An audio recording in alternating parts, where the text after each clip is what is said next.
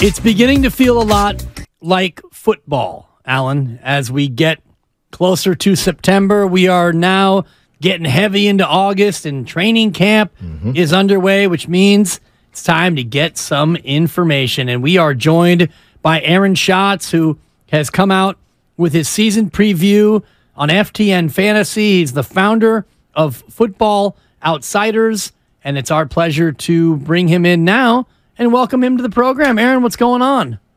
Hey, guys, it's good to be on. It's promotion time. It's preseason time. It's talk about football time. I love it, and we will give you every opportunity to promote everything that you want to promote, but we're having you on because you said exactly what we wanted to hear this morning on Good Morning Football. Last year, you predicted the Eagles would win the NFC. Many thought you were crazy. We never did here at 95.7 The Game. You got that one right. And then today, you said the Niners would win the NFC, so thank you, Aaron. And what made you do it? Well, they're very high in our projections. We actually have Dallas with our highest win projection, but San Francisco is right behind them. And if you think about Dallas and San Francisco and the battle of the coaches, honestly, that's what it kind of comes down to, is that I really trust Kyle Shanahan more than I trust Mike McCarthy. If, it comes down to those two teams at the end, I'm going to go with Kyle Shanahan. And so San Francisco is my pick to come out of the NFC. So, Aaron, Kyle Shanahan and what he's been able to do with this offense and the weapons, we know we can trust Kyle Shanahan. What do you think about Brock Purdy, who will be, for all intents and purposes, QB1? Where does he stack into your projections in terms of how you think he'll affect what this Niners offense is able to do? It was hard to know what to do with him because if you consider him, how well he played last year, you would have to expect this offense to be really good again. But the fact is you're talking about a 7th-round pick with, 5, 6 regular season games? So that's a difficult one to figure out exactly what the variable should be for Purdy. But the thing is, you have to figure that, okay, I'm going to leave Darnold out of it for now. You have to figure that between Purdy and Lance, somebody is going to be able to run Shanahan's offense. And given what Shanahan has gotten out of quarterbacks who basically might have just been Tecmo Bowl, quarterback 49ers, it's hard to imagine that they're going to not have a really good offense again. So we have their defense projected better than their offense, but we have their offense projected pretty strong.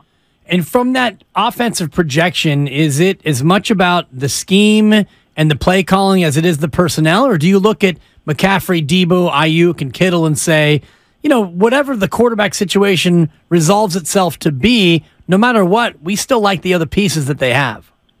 Yeah, the way we do our projections, it's more about looking at the numbers from the past than it is about breaking down specifically the play calling. But if you think about why were their numbers in the past so good, the answer is the play calling. So, right. The play calling drives the quality of this offense, drives the fact that this offense has been good for years. They've been 7th or higher in 3 of the last 4 seasons in our offensive DVOA numbers. And so you expect them to be somewhere around 7th or 6th again this year because Shanahan, he's got his pieces. He's got his offensive line. You've got Trent Williams. You've got Kittle. You've got McCaffrey. You've got a lot of talent here. Aaron, we talked about the offense, but defensively, Nick Bosa not at training camp as they figure out the contracts and things like that. How much would the projections drop for the Niners defensively if, let's just play the game, Nick Bosa was not on the field with the Niners this upcoming season? Yeah, we have them with the 4th best defensive projection. You'd probably drop them to 7th or 8th without Nick Bosa. The fact is that one player doesn't have as much of an impact as you think, other than quarterbacks. But other than quarterbacks, the highest impact of any player might be pass rushers, and Bosa might be the best one in the league. So he's going to definitely have an impact. I'm assuming that they're going to get this done, and he's going to be there in week 1. We are very hopeful that that is the case. Aaron Schatz joining us here, founder of Football Outsiders and the creator of DVOA. And that's where I want to go next, Aaron, and have you break down for the neophytes in the audience.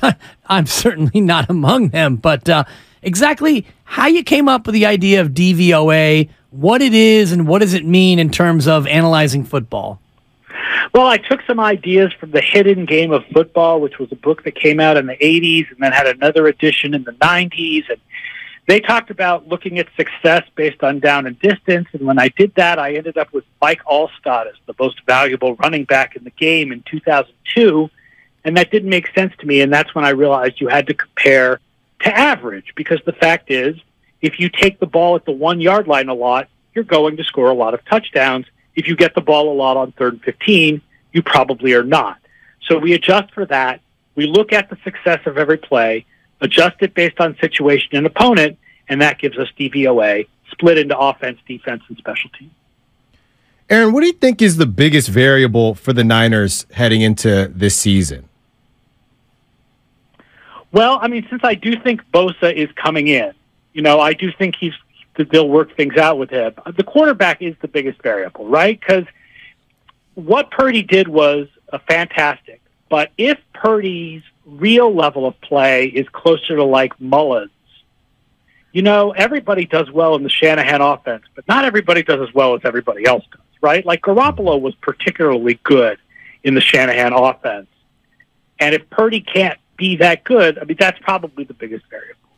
How do you project out his regression? Because what he did starting in every game that he started and finished, he won. And now we know that that's not sustainable, that's not normal, but how does his regression factor into the way you look at the way this 49er season might go? It's hard because you don't know. Do you treat him like a Shanahan quarterback or do you treat him like a 7th-round pick? That's where the variability comes in, because you just don't quite know what to expect from him. But I lean more towards the idea that he can run this offense and that this offense has made average quarterbacks look very good, and they're going to do it with him. And so, I think you have to, there's not as much regression if you consider the system that he's in and the players that he has around him. There's so much talent at the other positions for San Francisco that you've got to figure that Purdy's going to play reasonably well. Aaron, you mentioned the Niners, of course, and the Cowboys, and I think, to your point, a lot of people just aren't going to trust the Cowboys until it's time to trust the Cowboys, but you didn't mention the Eagles. Do you see them taking a step back? Jalen Hurts, that offense, the defense, where do you have them projected, and what do you think they'll do this season? A little bit of a step back, on offense, a little bit of a step back on defense, harder schedule, in particular harder schedule than San Francisco. But we still have Philadelphia with the 3rd highest Super Bowl odds of any team in the NFC. So we're not down on them. We just have Dallas a little higher. So you have the Niners and the Bills squaring off in the Super Bowl, which was delightful to hear this morning on Good Morning Football. How do they stack up against the Bills, and what would it take for this 49er team to win its 6th Lombardi? Oh, wow. If that's the matchup. And it will be, Aaron, because you have spoke it into existence. Right. I mean, if it's Kansas City, right, that's a very different matchup, because Kansas City is the number 1 projected offense. Buffalo is the number 1 projected defense. I mean, you need to slow down their waves of pass rushers. They've got a deep pass rush. They've got a good secondary, figuring out what to do with the safeties to make sure that Hyde and Poyer aren't all over your plays all the time. I don't have at the tip of my tongue how well Buffalo does on yards after the catch allowed, but obviously that's a huge part of San Francisco's offense. So, I mean, Buffalo, I think, is a good tackling team.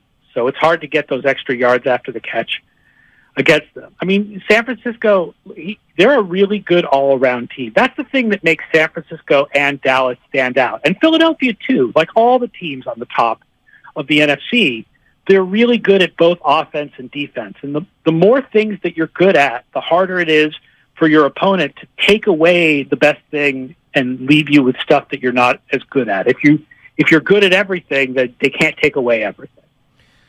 Who would you have as a sleeper team that's either projected higher than people would think, or a team that you think in your heart of hearts might exceed their projection? Yeah, 2 of them I'm going to give you. One is Cleveland.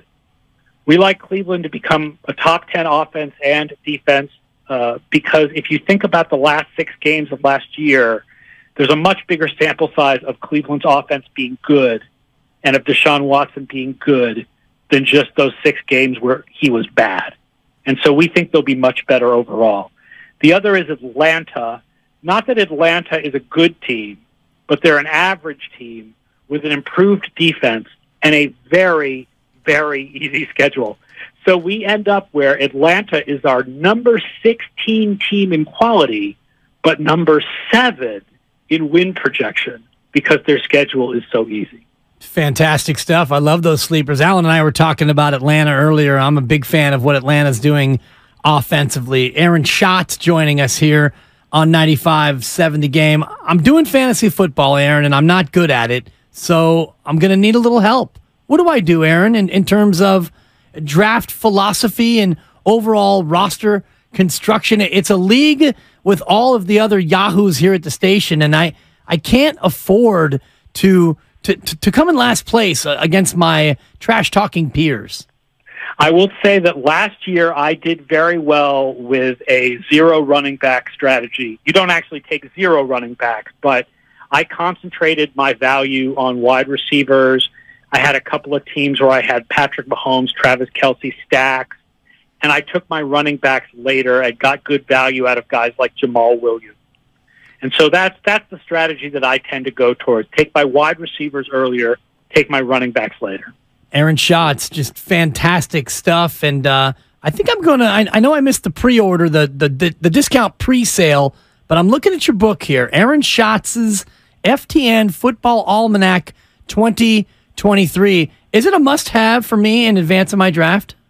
I do think it's a must-have. We have award-winning fantasy projections from FTN's Jeff Radcliffe, along with all the stuff we have about over-unders for this year, which teams are going to win how many games, which teams are really good on offense, defense, etc. So, yeah, FTNFantasy.com is where do you go to get the electronic version of the book, and you can actually read the Atlanta chapter for free. It is the free sample, and that gives you an idea of what's in our book if you've never read it before. That was fantastic. You see what I did there? I teed you up, I set it up, and you just knocked it down, Aaron. Bam. Aaron Schatz, I absolutely love it. Hey, thanks for joining us. I'm going to get the almanac, and you know what? I'm going to issue the running back, and I'm going to win this league. You got it. Thank you, Aaron. Appreciate you joining us. Aaron Schatz from FTN Fantasy.